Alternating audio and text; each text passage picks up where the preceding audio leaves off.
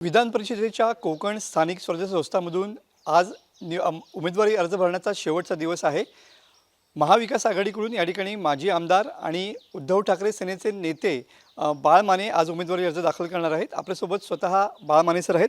माने साहेब, खऱ्या अर्थानं जर बघितलं तर महाविकास आघाडीने तुम्हाला उमेदवारी दिलेली आहे. आकड्यांचं गणित बघता महायुतीची ताकद जास्ती आहे. अशा वेळेला संख्याबळ बघता कसं बघताय सगळ्याकडे?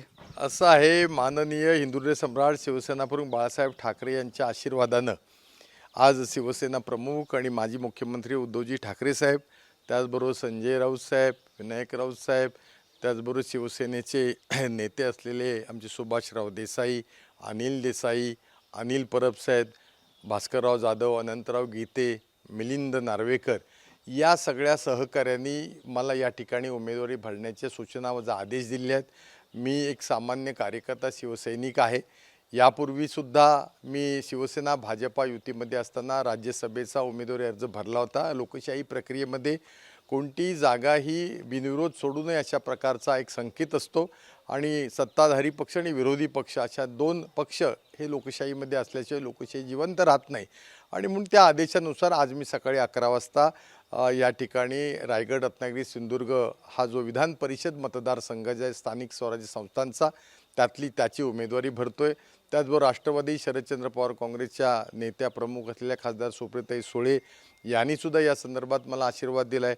इंडियन नॅशनल काँग्रेसचे प्रदेशाचे अध्यक्ष हर्षवर्धनजी सकपाळ साहेब यांनी मला आशीर्वाद दिला आहे. शेतकरी कामगार पक्षाचे बाळाराम पाटील साहेब, तर जयंतराव पाटील या सगळ्या नेत्यांनी आम्हाला पाठिंबा दिलेला आहे.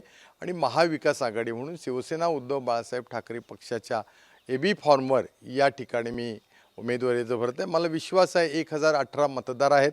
हे सर्व मतदार हे मतदारांनी आपले लोकप्रतिनिधी म्हणून निवडलेले पंचायत राज व्यवस्थेतील त्यांचा चेहरा आहे, त्यांचे प्रतिनिधी आहेत.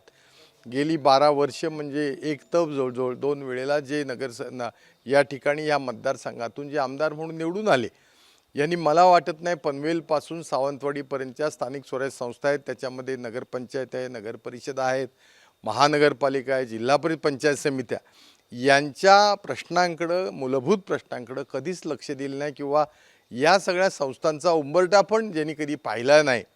ते मला असं कळतंय महायुतीतून तिसऱ्या वेळेला उमेदवार होत आहेत. आता ही घराणेशाही आहे की काय आहे हे काही मला कळत नाही. कारण एका घरात एक खासदार, एक मंत्री आणि परत आपला पुत्र पुन्हा तिसऱ्यांदा विधान परिषदेचा आमदार व्हावा यातलं काही मला रहस्य कळत नाही. बरोबर आहे. म्हणजे जसं की महायुतीमध्ये सुद्धा बिघाडी झालेली पाहायला मिळते आहे. शिवसेना विरुद्ध तटकरे असं सुद्धा समीकरण सध्या झालेलं पाहायला मिळतंय. महेंद्र दळवी यांच्या कन्येने सुद्धा अर्ज या ठिकाणी अपक्ष म्हणून भरलेला पाहायला मिळतोय. याचा फायदा होईल का? तुम्ही म्हणता मगाशी तुम्ही उल्लेख केला की घराणेशाहीचा, याच मुद्द्याचा फायदा तुम्हाला होऊ शकेल का आकड्यांच्या बाबतीमध्ये?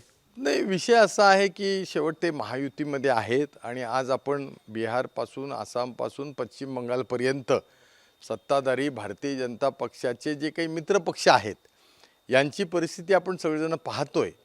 तर मला काय असं वाटत नाही महायुतीमध्ये काही त्यांचा बिघाडी असेल. अशातला निर्णायक क्षणी बार्गेनिंग करून आपापल्याला काय काय फायदे करून घेण्याचा प्रयत्न कधी असू शकतो हा त्यांचा अंतर्गत प्रश्न आहे.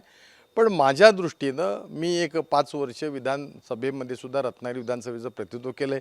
गेली 40 वर्ष मी समाजकारणामध्ये, विशेष करून नाही राजकारणापेक्षा स्वर्गीय हिंदुत्व सम्राट बाळासाहेब ठाकरे जसं म्हणतात 80% समाजकारण आणि 20% राजकारण, तसं मी 80% समाजकारणच करतोय. आणि सातत्यानं ज्या वेळेला मी निवडणुका लढवल्यात त्या वेळेला रत्नागिरी विधानसभा मतदारसंघ मतदारांनी माझ्यावर प्रचंड प्रेम केलं. मला ऑर्गॅनिक अशा प्रकारचं प्रत्येक वेळेला मतदान होतं. ऑर्गॅनिक याचा अर्थ तुम्हाला कल्पना असेलच. आणि सतत मला 99 साली जेव्हा मी निवडून आलो तेव्हा मला 25,000 मतं होती.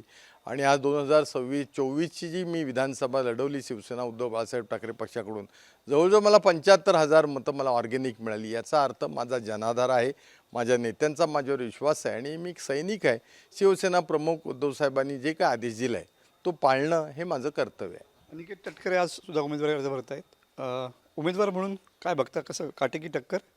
नाही, लोकशाही आहे, ते आता भरतायत. कदाचित ते काय पुढं राहतील उमेदवार सांगता येत नाही. कारण जे काय मीडियामध्ये महायुतीचं मी पाहतोय, शिवसेना शिंदे जो गट आहे हा खूप आक्रमक आहे. कदाचित निर्णायक क्षणी शिवसेना तो जो शिंदे सेनेचा गट आहे त्यालाही उमेदवारी मिळू शकते, काही सांगता येत नाही. कारण आता हे आमचे तटकरे जे अनिकेतचे ती 2 वेळेला विधान परिषदेमध्ये गेले. विधान परिषदेमध्ये त्यांनी किती प्रश्न मांडले, कोकणातले असतील, मच्छीमारांचे असतील, आंबा उत्पादक शेतकऱ्यांचे असतील, काजू उत्पादक शेतकऱ्यांचे असतील किंवा ह्या सगळ्या पंचायत राज व्यवस्थांचं आहे त्याच्यामध्ये स्टाफिंग पॅटर्न, कर्मचारी ह्यांचेसुद्धा फार मोठ्या समस्या आहेत. त्या किती त्यांनी मांडल्या गेल्या 12 वर्षामध्ये. मी तर असं म्हणेन की माझी आज उमेदवारी अर्ज भरल्यानंतर मी राज्य निवडणूक आयोग आणि केंद्रीय निवडणूक आयोगाला मी विनंती करणार आहे की अमेरिकेमध्ये किंवा काही देशामध्ये जशा निवडणुका होतात मतदारांना एकत्र करावं. छोटेच मतदार आहेत, 1018 मतदार आहेत किंवा 3 जिल्हे आहेत, रायगड, रत्नागिरी, सिंधुदुर्ग.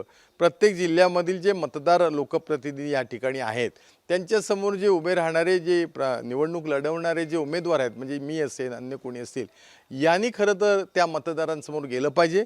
आणि आम्ही गेल्या 12-15 वर्षामध्ये राजकीय क्षेत्रात काय केलं, सामाजिक क्षेत्रात काय काम केलं आणि उद्या पुढच्या 6 वर्षासाठी काय करणार आहोत याच्या संदर्भातलं आपलं ज्याला आपण जाहीरनामा किंवा वचननामा म्हणतो, अशा प्रकारची एक नवीन पद्धत राज्य निवडणूक आयोगानं जर काढली तर एक चांगला आदर्श होईल असं मला वाटतं. नक्कीच. हे होते उद्धव ठाकरे सेनेचे नेते बाळा माने. थोड्याच वेळात या ठिकाणी विधान परिषदेच्या कोकण स्थानिक स्वराज्य संस्थांमधून ते आपला उमेदवारी अर्ज या ठिकाणी दाखल करणार आहेत. कॅमेरामन समित गजनेसह मनोज डेले, TV9 मराठी, रत्नागिरी.